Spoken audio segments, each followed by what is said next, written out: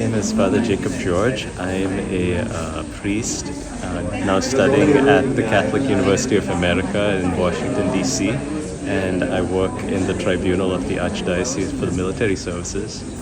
And I just landed here in Goa just yesterday to meet my family here, extended family, and to see the relics of St. Francis Xavier.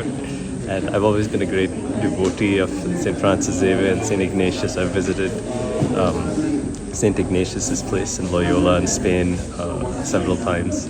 And as we were walking through I had no idea it was going to be this crowded, but as we were walking through the long queues and we got to the body of St. Francis Xavier, what struck me the most was this little man. He's not very big, he's quite short and small man, almost 500 years after he died.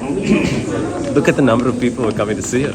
It's incredible, and I was sharing it with the family too, and we said, that what made the difference was not just what he did, but it's really a testament to the power of his soul. The zeal that he had for souls is inspiring people even hundreds of years later. So, as I touched the relic, I thought, I was praying, give me just a fraction of that. I just want a fraction of that, and hopefully we can have the same impact on souls for the years to come.